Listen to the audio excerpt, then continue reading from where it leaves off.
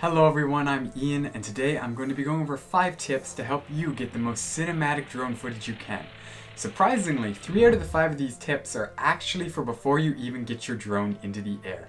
So without any further ado, charge up your batteries, get your controller out, and let's get right into this video. Tip number 1 is to lower your gimbal pitch speed as well as your EXP.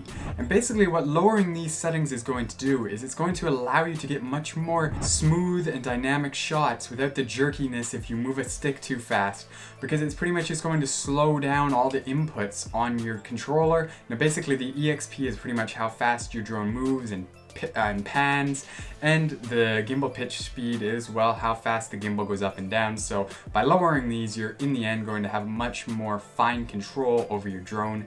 On the other hand, you can also use the tripod mode or whatever kind of precision mode your drone offers, such as, well, the precision mode from Autel or tripod mode from DJI. Being that I've had both DJI and Autel drones, I can tell you right now that you can change this on both of them. But in my case, for an Autel drone, what you're going to want to do is go up into the top right and go to Settings, Flight Control, all the way down to the bottom and choose Advanced Settings. From here, you're going to want to go to EXP, and as you can see, by default, both on DJI and Autel drones, the default is around 0.5, and you can change this anywhere from 0.2 to 0.7, with 0.7 being super fast and 0.2 being super slow. Where I have found the sweet spot on both DJI and Autel drones is 0.25. So that is how fast your drone will respond with the sticks. And next up, to change the gimbal pitch speed, we need to go back into settings and go all the way down to gimbal.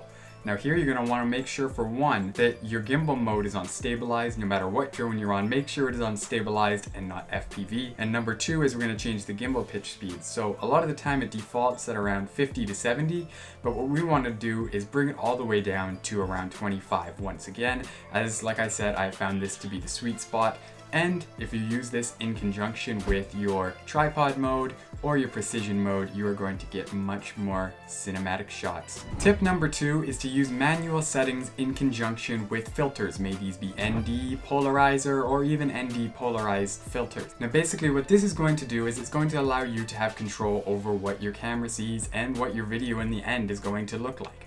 This is very important because you don't see people in movies shooting on auto. They are all shooting manual, I can assure you of that right now. To do this and get the same cinematic look, you're going to want to do the same things that they're doing. Maybe not with the same equipment, but you're going to want to use the same techniques that they use. And the biggest one is using manual settings, having control over your camera. And this is not only going to give you a better video in the end, but it's actually going to make your life a lot easier in a lot of cases. For example, white balance. If you set it on auto, it is going to switch over and over again. Say you switch batteries and you press record again, you're going to have different white balances when you get into your editing, and that is just annoying because then you have footage that looks like it was shot at different times. Set your white balance at the start of the day. If it's sunny, put it to sunny. If it's cloudy, put it to cloudy, and leave it there. Next up is to use the 180-degree rule. So basically what this is to shoot at double the shutter speed as your frame rate. So for example, you're shooting 60 frames per second. You're going to want to have a shutter of 1/120. And this isn't always possible. If it's too bright and you try to get 1/120th of a second, even if you have adjustable aperture on a more expensive drone, in the end it's just going to be overexposed. So what you need to do is use ND filters, and basically it's sunglasses for your drone. It lets less light in so that you can get the optimal shutter speed, and basically the 180-degree rule with the optimum shutter speed is going to get you more realistic motion blur and just make it look good like how it does in the movie. As for frame rates, a lot of the time people like to shoot in 24 if they want to get the cinematic look, just because that's what they shoot movies at. 60 frames per second and all the higher frame rates is more for if you're going to slow it down, but you're going to want to make sure to use the 180-degree rule all the time, no matter what frame rate you are shooting at, because if you slow it down and you're shooting at a way too high shutter speed, it's still going to have not proper motion blur. You want the right motion blur if you want a cinematic video. Next up is your ISO, and if you leave this on auto and it gets too dark, your camera might automatically bump it up rather than moving your shutter speed, and in the end you're going to be left with a lot more noise in your image, which you do not want. As well as this, by using manual settings, you can also incorporate color profiles, and what this can do is allow you to shoot in more natural or maybe even flat profiles that let you get more dynamic range from your camera sensor. Downside to this is you must know how to grade, so if you do not know how to grade, just disregard this, but if you do know how to do color correction, color grading, maybe you have some LUTs, I would recommend using a flat color profile because then you can get more dynamic range out of your camera. Do not use flat color profiles if it's dark. I do not recommend that. You will lose a lot of color and and it will add a lot more noise to your footage. Tip number 3 is to hold your drone controller properly. And I know this may sound weird, but I actually didn't adopt this method for quite a while after I got my first drone. But once I did, I have seen huge improvements in the amount of control as well as just how cinematic the shots are that I'm getting. Now basically, I have this weird strap on here so I can show you exactly what I mean. So this is how a lot of people hold their controller and how I did before. I used my thumbs right on the control sticks here, index fingers on the dials, and middle fingers on the record and shutter button. But a much better way to do this, in my opinion, is to use your index as well as your thumb on the control sticks. So this gives you a lot more control because you can push one against the other. It's like using two hands on the wheel of a vehicle. You just have a lot more control because you have something to push against, you have some resistance, and if one slips, you have the other one there to catch it.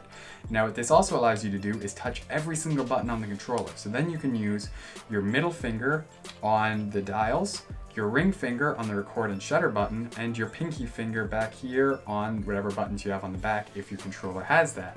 So then you have access to absolutely all the buttons on your controller at once, and in the end you're going to have a lot more control over your drone. The downside is that it does take a little while to get used to, and it does feel really weird off the bat, but once you get used to it, I can assure you that your footage will be much more smooth and, as a result, much more cinematic. Tip number 4, and this is for actually once you get your drone into the air.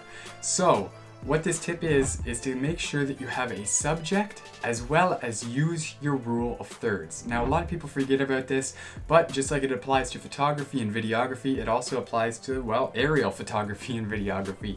So what you want to do is make sure that you are using your rule of thirds. I will put some lines up here to show you exactly what I mean. So it's basically 2 lines horizontally, 2 lines vertically, and you're going to want to line up your horizon, your subject, where those lines meet, make sure your horizon is on one of those lines, and in the end, it's going to make your footage a lot more appealing to the eye. People like odd things, having those 3 sections and meeting on those lines where they meet. It looks more appealing to the eye, so it applies as well with drone footage. Now what I mean about your subject is to not just be shooting all willy-nilly like this. Don't shoot all over the place just because it looks cool.